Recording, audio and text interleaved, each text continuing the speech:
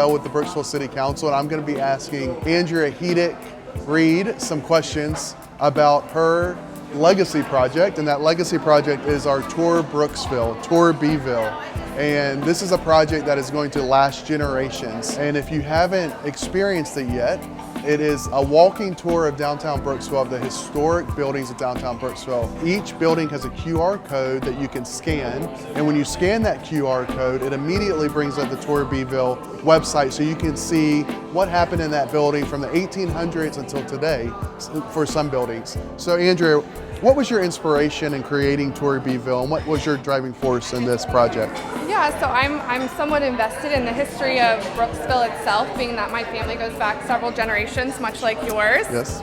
Our 4 times great-grandfathers came here together, and actually I sat down with Natalie and talked to her about wanting to do something so that the history of our downtown area was, put out there for everyone to be able to see, and that way an invested interest would come about and people would care more about it. So one of the interesting things about Tour Beeville is you can go up and you can scan the QR code and you can see what it would have looked like, for your great-grandparents to walk down the street of Brooksville, and then you can scroll down and you can see what it would be like for your parents who have been in that building. The vision that I always kind of had for Tour Beeville was that people eating and sitting down for lunch at Main Street, maybe waiting for a table out front, would see the QR code, scan it, and that it would be an option for people just kind of visiting the town at a specific location, and that also people would come to walk around town and do all the QR codes. Yeah.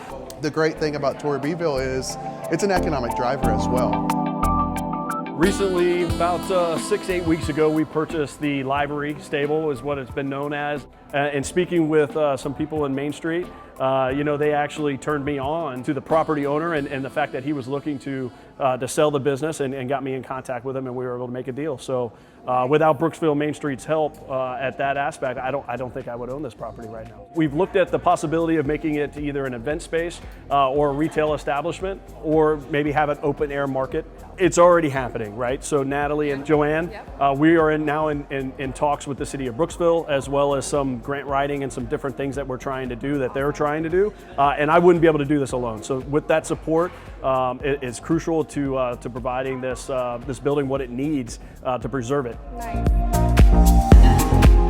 My name is Bobby Reed. Behind us is Downtown Athletics. It's a personal training studio with myself and Bodies by Brandy. The building, it was just a blank canvas. I knew when we painted it white, it needed color, it needed some type of life. I had no idea where to start. So I reached out, or had a conversation with Natalie with Brooksville Main Street, and she's like, oh, I can definitely help you out. And before you know it, we have this beautiful mural behind me on our building.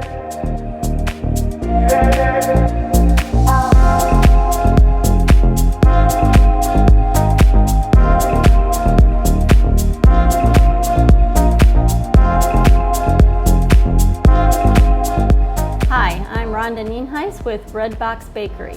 The Mermaid Trail has helped us tremendously. We're a little bit off the beaten path here, so when people go around looking for the different mermaids, they happen upon our store, and 50% of our business is new customers, and a lot of that is driven by the Brooksville Main Street programs.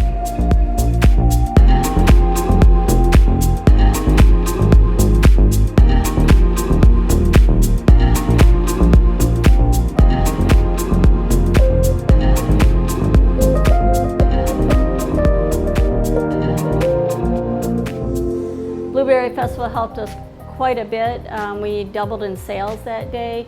It was a nice trickle for them to come in down from all the events that were happening up there. They came in to get a reprieve from the heat, and a lot of them did not know that we were here. So I was able to keep a lot of those customers coming back. With the grand opening, and just wanted an opportunity for everyone to come and see what the facility ended up turning into. Brooksville Main Street hosted it, helped me with the promotion. They got tons of following, so that was a big help as well. Just was a great time.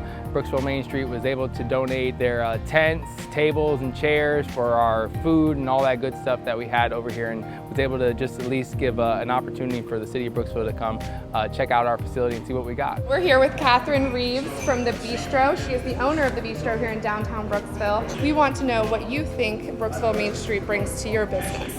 Oh my gosh, I am so excited that Brooksville Main Street has come to Brooksville, and I love the people that work for it because they bring so much life into all downtown. You guys are the ones that create all the things that happen down here, and thus it brings all the people to us. Our business has increased, our numbers have increased, people come in. If we get too busy, if you have something going on down here that's so popular that we're so packed, people come back. And they'll say, we're here for that one event for Brooksville Main Street, but we couldn't get in, and so we came back another weekend. So it's not like it just happens for that week or weekend or event.